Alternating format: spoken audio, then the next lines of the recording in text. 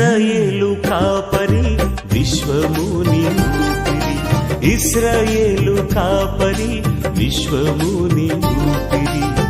పరలోక సారథి ప్రభునా వారధి, పరలోక సారథి ప్రభునా వారధి, యేసు నా రథ సారథి, నా హృదయ కాపరి. ఇశ్రాయేలు కాపరి విశ్వముని ఊపిరి, ఇశ్రాయేలు కాపరి విశ్వముని ఊపిరి.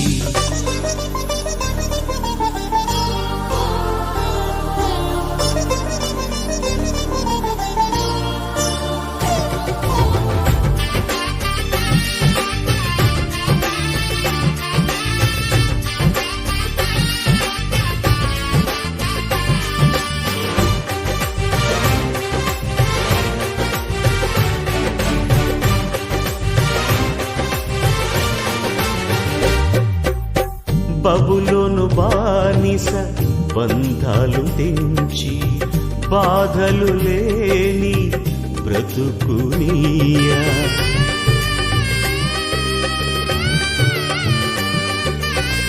బబులోను బానిస బంధాలు తెంచి, బాధలు లేని బ్రతుకునియా.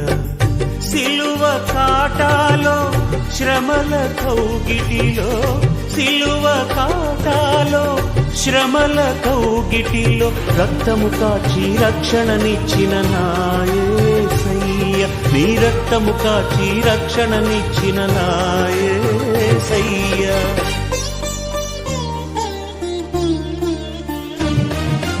ఇశ్రాయేలు కాపరి విశ్వముని ఊపిరి, ఇశ్రాయేలు కాపరి విశ్వ.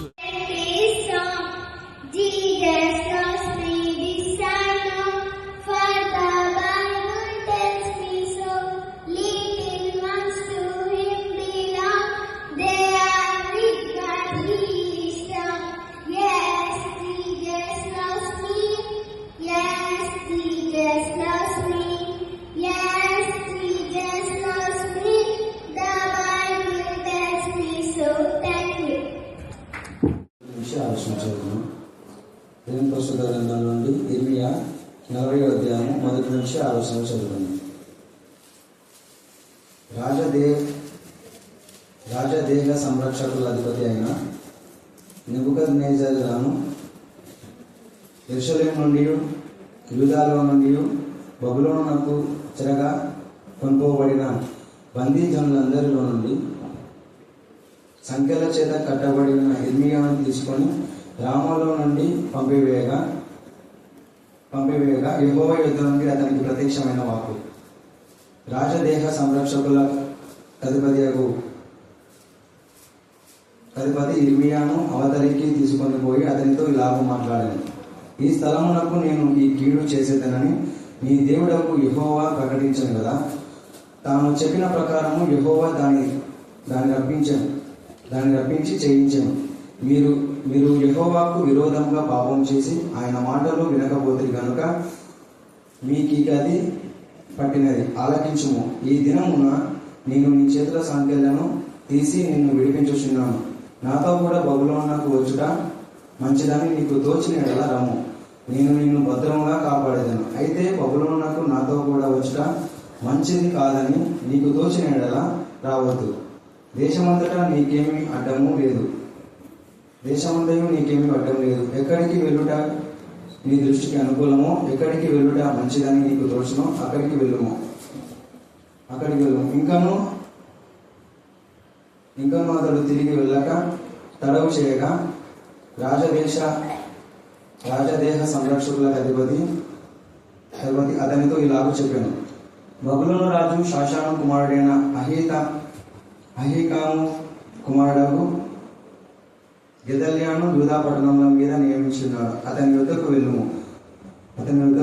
అతని యుద్ధ నివసించి ప్రజల మధ్యను కాపురమును, లేదా ఎక్కడికి వెళ్ళుట నీ దృష్టికి అనుకూలము అక్కడికే వెళ్ళుము.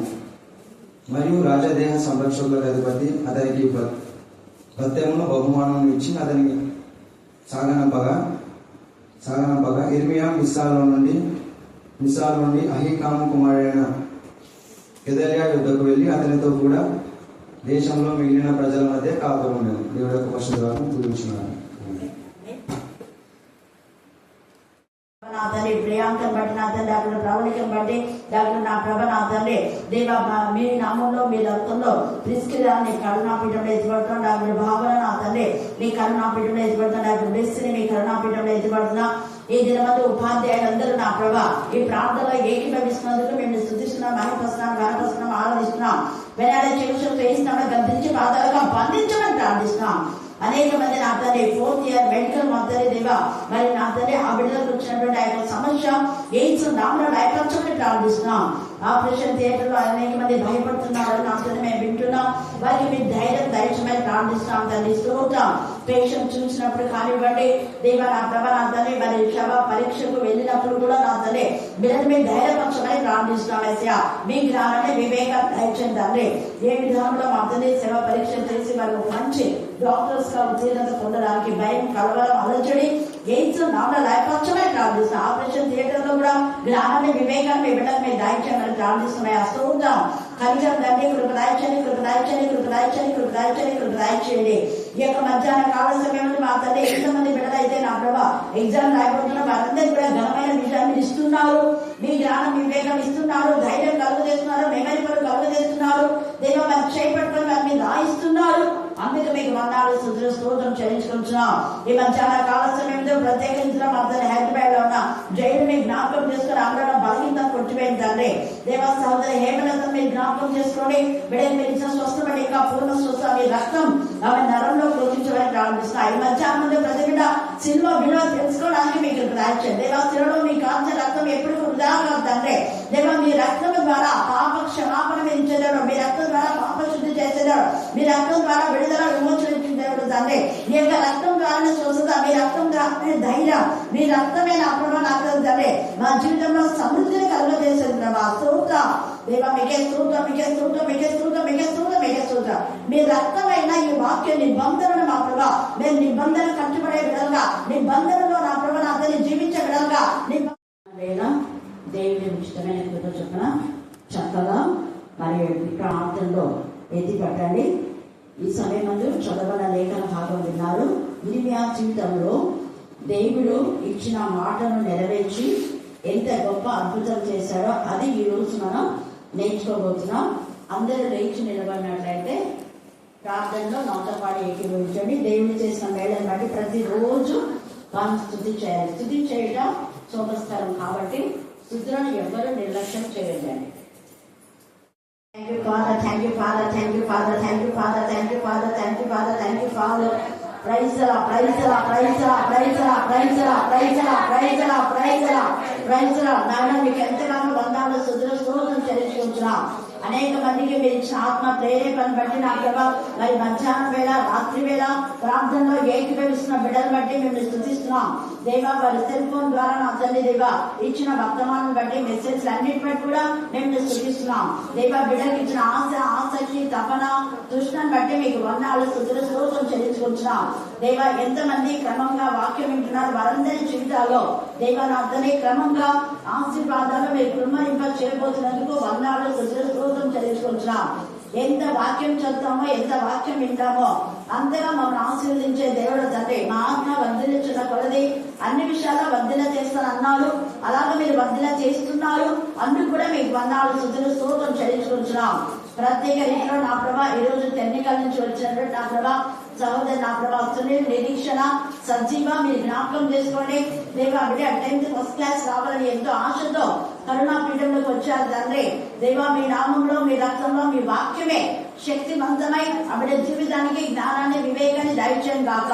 అలాగనే ఎంతమంది 10th మా ప్రభా ఎగ్జామ్ మందికి హెచ్చరిక చేయమని చెప్పారు. ఎక్కువగా ఆయన ప్రజల పట్ల ఒక్కరు కూడా నశించడం ఇష్టం లేక ఎంతో మంది ప్రవక్తలను పంపి హెచ్చరిక చేస్తే ఆ రాజులు హెచ్చరిక పొందగా గర్వంతో అహంకారంతో విర్రవీగే దుష్టత్వంతో ఇర్మియా పైన ఎదురాడతారు. రాజు, ప్రధానులు, పెద్దలు, ఇంకా అక్కడ ఉన్నటువంటి మరి యాజకులు వీళ్ళందరూ కూడా దేవునికి విరోధమైన విధానంలో యిర్మీయాను అవమానపరిచి నిందించి ఆ యొక్క సంఖ్యలతో ఆయన బంధించేస్తారు. ఎంత బాధ చూడండి. అయితే తండ్రి అయిన దేవుడు యిర్మీయాకు చేసిన ఈ బాధను బట్టి, అవమానం బట్టి అన్ని జనుల దేశంలో వాళ్ళను దేవుడే రేపుతాడు. ఎవరిపైకి అంటే తను ఇష్టపడి ఏర్పాటు చేసుకుని ప్రత్యేకించి ప్రతిష్ఠించినటువంటి తన యొక్క దేశమైన ఇశ్రాయేలు దేశం పైకి అన్నిలో రేపుతాడు. అన్ని జనులు వచ్చి, అన్నిల రాజులు వచ్చి ఈ యొక్క యూదా రాజులను ఓడించి వాళ్ళని బంధించి సిద్కియా రాజును వీళ్ళందరినీ కూడా బందీలుగా తీసుకుని వెళ్తారు. ఆ బందీలుగా తీసుకుని వెళ్ళేటప్పుడు యిర్మీయాను కూడా తీసుకువెళ్తారు. కానీ సిద్కియాకైతే భయంకరమైన శిక్ష. మీరు అప్పుడు పోయినసారి మనం చూసుకున్నాం. ఆ యొక్క సిద్కియా కుమారులను సిద్కియా ఎదుటనే బూడిద అక్కడ చంపేస్తారు. ఒక తండ్రి కన్నుల ఎద్ద అంతమందిని చంపేస్తుంటే ఎంత గుండె పోతానో అర్థం చేసుకోవాలి. అప్పుడు సిద్కియాకు అర్థమైపోతుంది. అంతకంటే ముందు యిర్మీయాను పిలిచి చెప్తారు, నీవు ఏం చెప్తున్నాడు దేవుడు అంటే, ఇలాగా నీ పైకి వస్తారు, భయంకరమైన సిచ్యువేషన్ నీకు ఉంది, నువ్వు గుండె పగిలేలా ఏం చేస్తావని అన్ని ఏం చెప్పాలో అన్ని చెప్పేస్తాడు. అదే విధానంలో జరుగుతుంది సిద్కియాకు. కానీ కన్నులు కూడా తీశారని చెప్పాలి. ఇంకా యిర్మీయా చెప్పిన దానికంటే ఎక్కువ శిక్ష సిద్కియాకు వస్తుంది. సిద్కియాకు యిర్మీయా చెప్పింది కొంచెమే, ఆ కొంచెం చెప్తే కూడా వినడు. కానీ ఇప్పుడైతే పెద్ద శిక్ష వస్తుంది. అప్పుడు యిర్మీయా పట్ల భయం, భక్తి వస్తుంది సిద్కియాకు. వచ్చి ఒకవేళ మమ్మల్ని తీసుకొని పోతే, మేము వెళ్ళిపోతే నువ్వు ఎక్కడ ఉండాలో అక్కడ ఉండాలని సిద్కియా కూడా ఉండాలి. అప్పుడు సిద్కియాను చెప్పగా కొట్టించి అంత చేసి సిద్కియాను ఏమైనా చేసుకున్నా, ఈ యొక్క సిద్కియా యిర్మీయాను ఏమైనా చేసుకుంటా అన్న సిద్కియా ఇప్పుడు యిర్మీయాకు లోబడి, యిర్మీయా దేవుడు నీతో ఏం చెప్తే అది చేయంటాడు అంతకాలంగా. అందుకే ముందే చెప్తే వినరు. చేతులు కాలిన తర్వాత ఆకులు పట్టుకుంటే ఆ మంటలు, ఆ బొబ్బలు కాళ్ళవి ఎప్పుడు పోవాలా, ఎంత టైం అవుతుంది. చెప్పిన మాట వింటే ఇది కాదు కదా. అయితే ఈ అన్ని రాజులు యిర్మీయా అంటే ఎంత భయం, భక్తి చూడాలి. దేవుని ప్రజలకు, దేవుడి ప్రజలని పిలువబడే వీళ్లకు దేవుని భయం లేదు. ఎందుకంటే వాళ్ళ నామకు వస్తే వాళ్ళు వాక్యం వింటున్నారు, వాక్యం చదువుతున్నారు, వాక్యం చెప్తారు, పాడతారు, ప్రార్థన చేస్తారు. సేమ్ వే దేవుని ఎందుకు భయభక్తి గల వాళ్ళు వాక్యానుసారంగా హెచ్చరిస్తే గద్దింపునకు లోబడదు కాబట్టి శిక్షకు గురవుతున్నారు. ఇక్కడ కూడా సిద్కియా కుటుంబానికి కదా శిక్ష వచ్చింది. శిక్ష సిద్కియాకు ఒక్కరికే రాదా, ఆయన కొడుకులకు వచ్చింది, ఆయన చేసిన పాపానికి శిక్ష, ఆయన భార్యలకు ఉన్న దాసీలకు వచ్చింది. తర్వాత ఆయన ఎవరెవరైతే సపోర్ట్ చేశారో వాళ్ళందరినీ కూడా చెర తీసుకొని పోయారు. కొందరిని చంపారు, కొందరిని చెర తీసుకొని పోయారు. ఆ చెర తీసుకొని పోయే వాళ్ళు యిర్మీయా కూడా. అయితే ఇక్కడ చూడండి, ఏ ప్రాంతంలోకి అయితే కల్దీయుల దగ్గరికి తీసుకొని వెళ్ళిన తర్వాత అక్కడ రాజదేహ సంరక్షకుల అధిపతి అయిన నెబూజరదాను, గట్టి చెప్పండి, ఎవరైనా నెబూజరదాను, గట్టి చెప్పండి, గట్టి వర్గాలు నెబూజరదాను. ఎందుకంటే నెబుకద్నెజరు ఉన్నారు, కన్ఫ్యూజ్ ఇక. నెబుకద్నెజరు వేరే, నెబూజరదాను వేరే. చాలా మంచోడు. ఈ యొక్క నెబూజరదాను నిజంగా జనుల యొక్క అధిపతి అయిన, రాజదేహ సంరక్షణ కూడా అధిపతే. యూదాలో నుండి బబులోనులకు చెరగా కొనిపోబడిన బందీ జనులందరిలో నుండి సంఖ్యల చేత కట్టబడిన యిర్మీయాను తీసుకొని రామాలో నుండి పంపివేయగా, సంఖ్యలతో బంధించారు యిర్మీయా. అలాగే తీసుకొని వెళ్ళారు. గుద్దలు వేసినారు, గుద్దల నుంచి బయటకు తీసి చెరసాల వేశారు. ఇప్పుడు అదే సంఖ్యలతో తీసుకొని వెళ్ళారు. ఇప్పుడు వాళ్ళకి యిర్మీయా అంటే భయం, భక్తి వచ్చేస్తుంది. యిర్మీయాకు ఏ హాని చేయబడుతున్నా, పశ్చాత్తాపడుతున్నా. పశ్చాత్తాపం అనేది దేవుడికి చాలా చాలా ఇష్టం. తప్పులు అందరూ చేస్తారు. తప్పులు చేయడం మానవ నైజం. కానీ వాటిని ఒప్పుకొని విడిచిపెట్టి ఇక మీద చేయకపోవడం దేవుడి పిల్లల లక్షణం. సో మనం మానవ నైజంలో ఉన్నామా, దేవుడి నైజంలో ఉన్నామా? దేవుడి ప్రజలైతే తప్పు ఒప్పుకుంటారు, చెయ్యరు. అది అక్కడ పశ్చాత్తాపడి ఒప్పుకొని చేయకుండా ఉంటారు. కాబట్టి ఈ యొక్క రాత్రి కాల సమయమందు దేవుడు మన నుంచి కోరేది ఏంటంటే పశ్చాత్తాపమే. పశ్చాత్తాపం పడిన వాళ్ళు ముందే పశ్చాత్తాపడాల. ఇప్పుడు సిద్కియా వాళ్ళందరూ వాళ్ళ కొడుకులను చంపేసినాక, కళ్ళు తీసేసినాక పశ్చాత్తాపం వచ్చి ఏం ప్రయోజనం? నరకానికి పోయినాక పశ్చాత్తాపం వస్తే ఏం ప్రయోజనం? అక్కడ ధనవంతుడు కూడా పశ్చాత్తాపడుతున్నాడు. తండ్రి అయిన అబ్రహామా అంటున్నాడు. అక్కడ తండ్రి అయిన అబ్రహామా అని చెప్పి నీ రొమ్ములో ఉన్న లాజర్తో ఒక్క చికెన్ వేలు నాకు నీళ్ళు ఇవ్వు అంటాడు కదా. అంటే నరకంలో ఉన్నటువంటి వాళ్ళందరూ కూడా పరలోకంలో ఉండే వాళ్ళని కూడా చూస్తారు. అందుకనే మన మధ్యాహ్నం వేళ యేసు ప్రభువు వారు మేఘారూఢుడై వచ్చుచున్నాడు. ప్రతి నేత్రం ఆయనను చూసిన రాయబడింది. ప్రతి నేత్రం అంటే ఆయనను పొడిచిన వారు, ఆయనను ముళ్ళలో కిరీటం పెట్టిన వారు, ఆయనను గుద్దిన వారు, ఆయన ఉమ్మీరు వేసిన వారు, ఆయన గడ్డం రాగిన వారు, ఆయన వస్త్రాన్ని తీసివేసి ఎర్రటి అంగిని తొలగించే వారు, నవ్విన వారు, ఆయన సిలువ పై నుంచి మోయలేక కింద పడితే కాళ్ళతో ఇలా తన్ని కాళ్ళతోనే పైకేస్తారు శిలపై. ఎంత నీచగా! అలాంటి వాళ్ళందరూ కూడా చూస్తారు. ఎందుకు? వాళ్ళంతా నరకంలో ఉండరు కాబట్టి. యేసయ్య రావడం వాళ్ళు కూడా చూస్తారు. యేసయ్యనే చెప్పాడు, నన్ను పొడిచిన వాళ్ళు కూడా చూస్తారు. ప్రతి నేత్రం, ప్రతి ఒక్కరు చూస్తారు. కానీ అప్పుడు పశ్చాత్తపడి ఏం ప్రయోజనంలా. అందుకే అబ్రహాం అంటాడు, అక్కడి నుంచి ఇక్కడికి, ఇక్కడి నుంచి అక్కడికి రావడానికి వీల్లేదు. అక్కడ వాళ్ళు అక్కడే ఉండాలా, ఇక్కడ వాళ్ళు ఇక్కడే ఉండాలి. పశ్చాత్తాపం అంటే నువ్వు ప్రాణం పోయేలా కూడా పశ్చాత్తపడాలి. అందుకే ఈ రాత్రి తండ్రి అయిన దేవుడు మనకు శ్రేష్టమైన అవకాశాన్ని ఇచ్చాడు. మనకంటే ముందు వాళ్ళు పశ్చాత్తాపం పడకుండా, బ్రతుకులు మార్చుకోకుండా నరకంలోకి వెళ్ళారు. గర్వంతో, అహంకారంతో విర్రవీగి నోరు ఎంతుంటే అంత మాట్లాడి దేవునికి విరోధంగా, వాక్యానికి విరోధంగా, వాక్యం చెప్పకుండా మరి పాటలకు, ప్రార్థనలకు దేనికి ఆటంగా వచ్చినా దేవుడు ఊరుకోడు.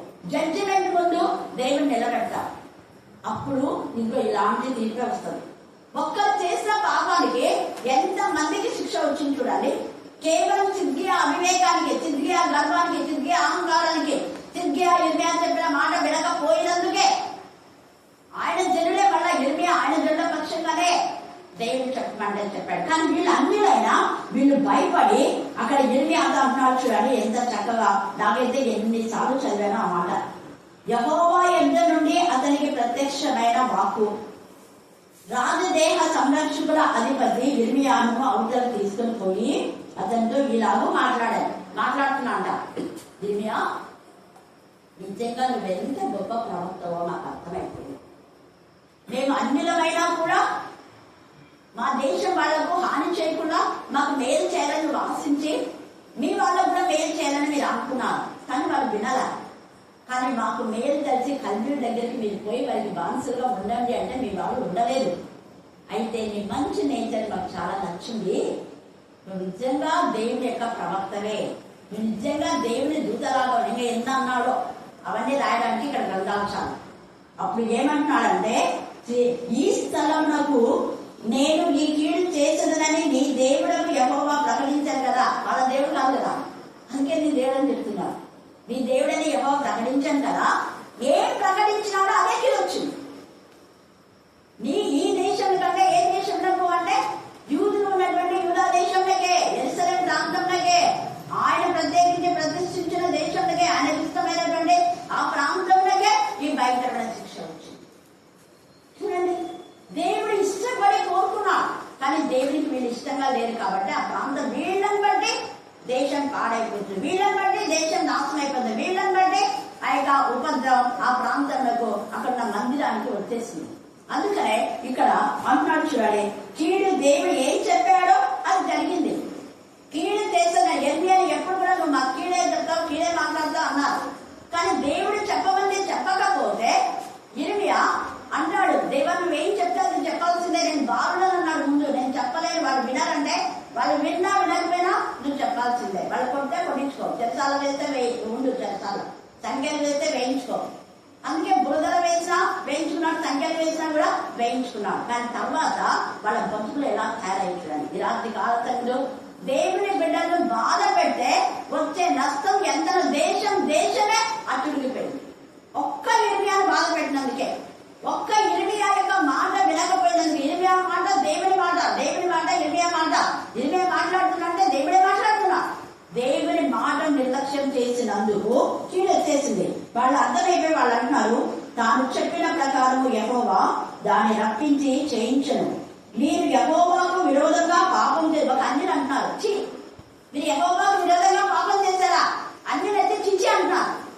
మీరు దేవుని బిడ్డలు అన్నారు, వాక్యం చెప్తారు, ప్రార్థన చేస్తారు, మరేంటి డబ్బులు తీసుకున్నారు, ఎగ్గొట్టారు, పిల్లలు స్కూళ్ళలో పెడతారు, ఆడ ఒక 30-20 వేలు పెడతారు అప్పు, మళ్ళీ ఆ స్కూళ్ళ నుంచి ఆ స్కూల్ అయినారనుకో ఏం పెద్ద మీరు ఒక్కలేనా స్కూలు పంపించి మళ్ళీ ఇంకో స్కూల్లో, ఆ స్కూల్లో ఒక 10,000 చేస్తారు, మళ్ళీ ఇంకో స్కూల్లో. ఇవి మీరు చేస్తారా? మీరు మళ్ళీ ఎలాగో వాక్యం చెప్తారు, ఎలాగో ప్రార్థన చేస్తారు, ఇలా ఇవ్వటం చెప్పాడా మీ దేవుడు? ఎంతో మంది అందరూ నాతో అన్నారు.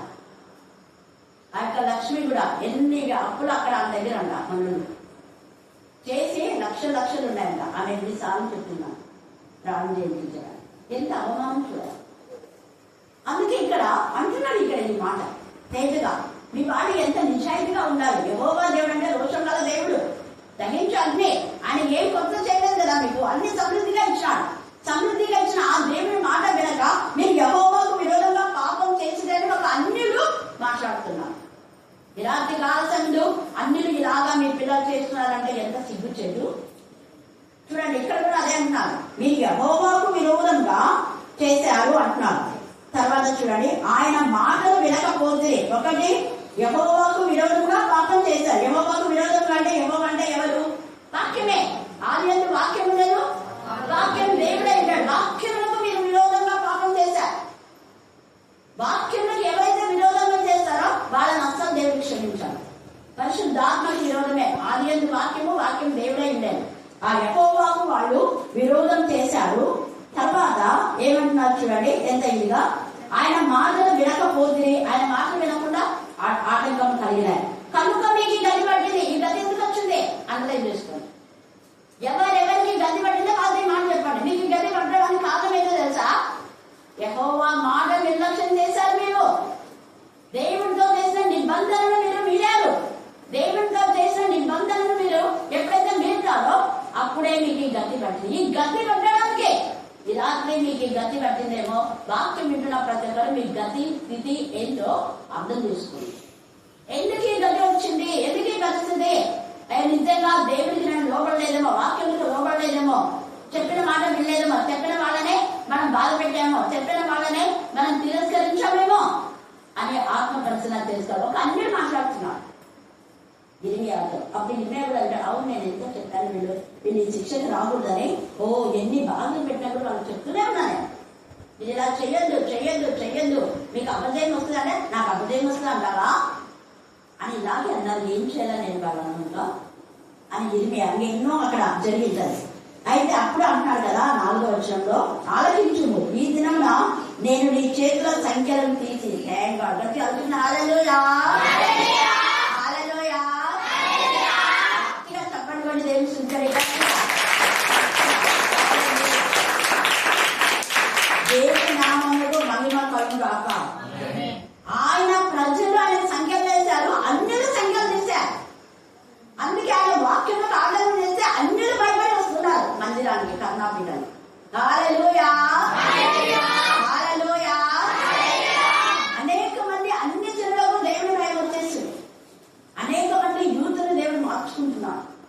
ఇక్కడ వాళ్ళు వేసిన సంఖ్యలను ఒక అన్యులు, అన్య రాజ దేశ సంరక్షకుల అధిపతి అయిన ఆ యొక్క నెబుకద్నెజరు తీసేస్తున్నాడే వాళ్ళు రాజు చెప్పాడు, ఇర్మియాకు క్షేమం కలగచేయాలన్నా. ఇర్మియా క్షేమంగా ఉంటే మన దేశానికి క్షేమం అర్థమైపోయింది. ఇర్మియాకు అక్కడ హాని చేసేందుకు ఆ దేశానికి హాని కలిగింది. ఇర్మియాకు క్షేమం చేస్తేనే మన దేశానికి, మన ప్రాంతానికి క్షేమము అనేది వాళ్ళు తెలుసుకొని ఇర్మియాను బాధ పెట్టొద్దనే రాజదేహ సంరక్షకుల అధిపతి అంటే ఇంకా జనులందరూ వీళ్ళిద్దరు ఏకీభవించిన అంటే జనులందరూ ఒకే చేయాలి. ఎప్పుడు మనం ఇర్మియాను బాధ పెట్టదు. ఇర్మియా ఇష్టానికి ఇర్మియాను అప్పగించేద్దాం. ఆయన ఎన్నిసార్లు ఆ మాట చెప్తున్నాడు చూడండి, నీ చేతి సంఖ్యలను నేను తీసేసి నిన్ను విడిపించుచున్నాను. Thank God. హల్లెలూయా హల్లెలూయా. నిన్ను విడిపిస్తున్నానని చెప్పి మళ్ళీ ఏమంటున్నాడు, నాతో కూడా బబులోనునకు వచ్చుట మంచిదని నీకు తోచినే కదా అంటున్నాడు. అంటే ఆయన బిల్డింగ్ కి అప్పగిస్తున్నాడు. మా దేశంలో ఉన్నావని మేము నిన్ను రిస్ట్రిక్షన్ చేయము. అక్కడుండు ఇక్కడుండు, అజ్జే ఇజ్జే, ఈ రోజు వాక్యం చెప్పు, ఆ రోజు వాక్యం చెప్పకూడదు నేను చెప్పమట్లా, నీకు పూర్తి స్వేచ్ఛ ఇస్తాను. మాంసం ఉంచడం మీకు ఇష్టమైతేనే రండి. ఎంత బాగా చెప్తున్నాడు అంటే ఇర్మియా దేవుని ప్రతినిధి. దేవాన్ని ఇష్టం ఆయన నీ చిత్తమే సిద్ధించాక దేవుని చిత్తానుసారంగా ఏదైనా దేవుడు మన జీవితంలో చేస్తాడు. కానీ దేవునికి విరోధంగా చేస్తే వస్తే శిక్ష ఇదే. ఈ గతి ఎందుకు పట్టిందని గతి పట్టిన వాళ్ళు ఆలోచించుకోవాలి. చూడండి ఎంత చక్కగా అంటున్నాడు ఇక్కడ, నిన్ను భద్రంగా కాపాడేది. ఒకటి, చేతి సంఖ్యను తీసేశాడు. నాతో కూడా బబులోనుకు వచ్చిన మంచిది నీకు తోచిన కదా రమ్ము, నేను నిన్ను భద్రంగా కాపాడతాను, ఎవరికి హాని నీకు చేయకుండా నేను కాపాడుతా అంటున్నాడు. తర్వాత, అయితే బబులోనులకు నాతో కూడా వచ్చుగా మంచిది కాదని నీకు తోచిన కదా రావద్దు. నీకు ఇష్టం లేదా వద్దు, నీకు ఇష్టం లేదు మరి ఏం చేయదు, నీకు ఏది ఇష్టం అది చేయండి. తర్వాత అంటున్నాడు, దేశమంతటా నీకు ఏమీ అడ్డం లేదు. అప్లై చేసుకోండి. హల్లెలూయా, హల్లెలూయా. దేవుడు అంటున్నాడు, సంఘంలో నీకు అడ్డం వచ్చిందేమో, సమాజంలో ఏమైనా ఆటంకం వచ్చిందేమో, ఎక్కడైనా వీధులలో ఆటంకమేమో, కానీ దేశమంతా నీకు అడ్డు లేదా, ఏం లేదు. ఇప్పుడు మేము తీసుకున్న అది ఆ సర్టిఫికేట్ అదే, ప్రపంచం అంతటా ఎక్కడైనా మేము వాక్యం చెప్పచ్చు, వాక్యం చెప్పచ్చు, పెళ్లి చేయొచ్చు, బ్యాప్టిజం చేయొచ్చు, సమాధానం చేయదు, అన్ని ఆ సర్టిఫికేట్ యొక్క పవర్ అది. ప్రపంచంలో ఎక్కడైనా ప్రతి రాష్ట్రంలో ఫారిన్ కంట్రీస్ లో కూడా. కానీ మేము మేము కూడా అలా, నీకు ఏది ఇష్టమో, నీకు దేవుడు ఏం చెప్తే అది చేయి, అడ్డం ఏం లేదు, ఎక్కడికైనా వెళ్ళొచ్చు. దేవుడు మాకు అదే చెప్పాడు ఎప్పటికైనా, కానీ నేను అలా వెళ్ళను. ఉంది కదా సర్టిఫికేట్ అని ఫారిన్ కంట్రీ చాలా మంది పిలిచారు, కానీ అది కాదు. దేవుడు తన బిడ్డలు ఎక్కడ ఉండమంటే అక్కడ ఉండడమే. అందుకే ఎన్నో కూడా అన్నాడు, అర్థం ఏమీ లేదు, నీకు ఎక్కడికైనా వెళ్ళొచ్చు. తర్వాత అన్నాడు, మంచిదని నీకు తోచిన అక్కడికి వెళ్ళము. ఇంకను అతను తిరిగి వెళ్ళాక కలువ చేయగా, ఇంకా వెళ్ళలేదు, సంఖ్యను వదిలేసినా కలిగించుకుని పోతారు అందరు, కానీ నిన్నే అట్లనే ఉన్నాడు. అప్పుడు రాజదేహ సంరక్షకుల అధిపతి అతనితో ఇలాగ చెప్పాడు, బబులోను రాజు షాఫాను కుమారుడైన అహికాము కుమారుడు గెదల్యాను యూదా పట్టణముల మీద నియమించి ఉన్నాడు. అప్పుడు అంటున్నాడు, యూదా పట్టణముల మీద అహికాము మంచి వ్యక్తినే నియమించాడు. గెదల్యా అతను మంచోడే, అందుకని చెప్తున్నాడు అన్నాడు. వీళ్ళ వశం అయిపోయింది కాబట్టి వీళ్ళు నియమించుకున్నారు అక్కడ వాళ్ళను అక్కడ. అందుకని గెదల్యాను యూదా పట్టణముల మీద నియమించున్నాడు. అతని యుద్ధకు వెళ్ళుము, అతని యుద్ధ నివసించి ప్రజల మధ్యను కాపురం ఉండము, లేదా ఎక్కడికి వెళ్ళుట నీ దృష్టికి అనుకూలమో అక్కడికే వెళ్ళుము. మరియు రాజదేహ సంరక్షకుల అధిపతి అతనికి ఏమిచ్చాడ, భక్తిములు బహుమానములు ఇచ్చి అతని సాగనంపగా. హల్లెలూయా, హల్లెలూయా, హల్లెలూయా. ఆయన ప్రజలు ఆయనను అవమానపరిచి, ఆయనను కొట్టి, ఆయన బందీలో బురదలో వేస్తే అన్యులు ఆయనకి ఏం చేస్తున్నారంటే భత్యం ఇచ్చినాడు, భోజనం బహుమానం చాలా ఇచ్చాడు ఇర్మియా.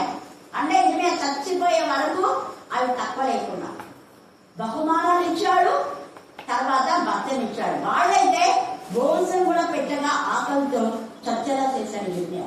రోజు ఒక రొట్టె ఇచ్చేలా చేశాడు. ఆ తర్వాత మళ్ళీ ఈయన సిఫారసు చేసి పంపిస్తాడు. చూడండి, సాగనంపగా ఇర్మియా మిస్పాలో నుండి అహికాము కుమారుడైన గెదల్యా ఎదురు వెళ్లి అతనితో కూడా దేశంలో మిగిలిన ప్రజల మధ్య కాపురం ఉండేది. ఎంత క్షేమ స్థితిని దేవుడిచ్చాడు. కనికరం తండ్రి, ఇంత బాధల్లో ఈ యొక్క ఇర్మియాకు క్షేమం వచ్చింది. ఈ రాత్రి కాల్చండు, నువ్వు బాధల్లో, వేదనలో, రోదల్లో ఉన్నావా? దేవుడు నిన్ను చూసి, నీ కన్నీరు దేవుడికి తెలుసు, నీ బాధ దేవుడికి తెలుసు, నీ అవమానం, నీ నింద దేవుడికి తెలుసు. ఒకరోజు నిన్ను అవమానించే వాళ్ళ మధ్యనే నీ తల ఎత్తుతాడు. ఒకరోజు దేవుడు నీ కన్నీటిని ఆనందరాష్ట్రంగా మారుతాడు. అందుకే యెషయా 63 చదువుకోండి. బీదలకు సువార్త ప్రకటించలకు దేవుడు నన్ను అభిషేకించాను, ప్రభు ఆత్మ నా మీద ఉంది. బీదలకు, ఎవరి బీదలు అంటే ధనికులైనా ఎవరైనా, వాక్యం ఎవరికి తెలియదో వాక్యం వాళ్ళకు. ఇక్కడ వీళ్ళందరూ రాజులకే వాక్యం చెప్పగలిగిన ఇది దేవుడు ఇర్మియాకి ఇచ్చాడు. వాళ్ళ వాక్యం లేదంటే వాళ్ళ రాజులైనా పేదలే, వాక్యమే ఐశ్వర్యం.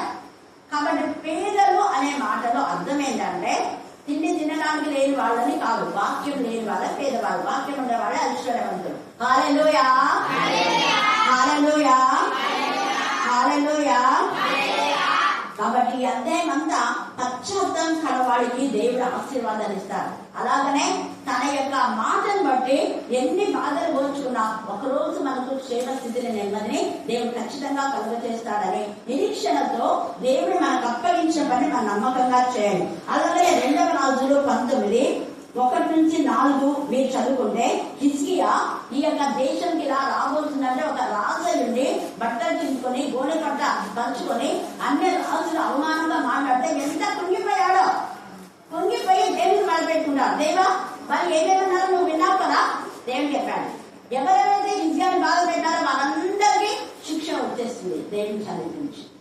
అలాగనే హిజ్కియా యొక్క కుమారుడైన మనష్షే కూడా మొదట దేవుడికి విరోధంగా దుర్మార్గమైన పాప పనులు చేస్తారు. మీరు ఇంటికి వెళ్ళిన తర్వాత చదవండి, ఇప్పుడు టైం లేదు. 2వ దినవృత్తాంతం 33లో 5-6 మాత్రం ఇప్పుడు చదవండి. 5-6 2వ దినవృత్తాంతంలో 33 5-6 వచ్చినారు. మరియు యెహోవా మందిరపు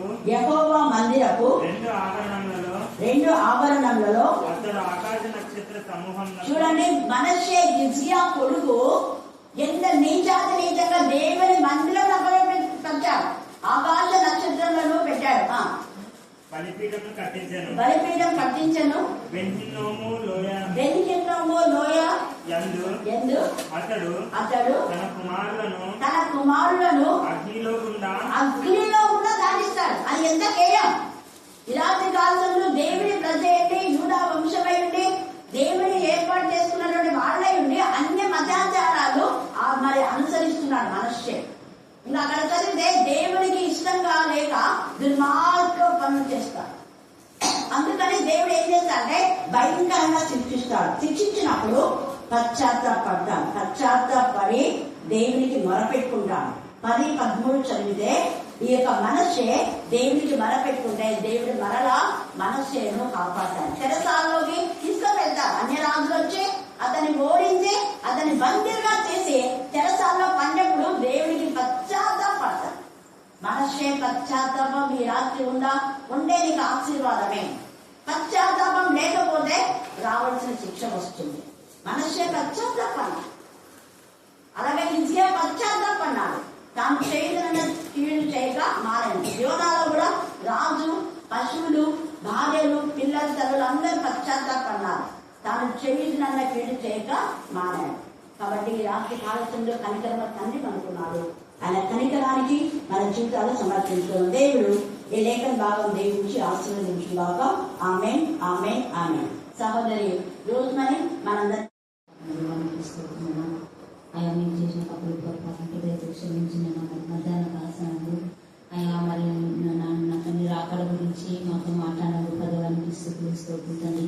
నేను మరి యొక్క రాత్రి కాలసన మందు నేను మీ ఎందుకు భయం పడి నీకు లోబడి మీ మాట విన్న వాళ్ళు వారు ఏ విధంగా ఉన్నారు, వినని వాళ్ళు ఏ విధంగా ఉన్నారు అనే మాటలు నాకు వినిపించిన గొప్ప దేవానికి స్థుతిస్తుంది. మరి నాకు ఇచ్చిన తల్లి నాకు నటి స్థుతిస్తుంది.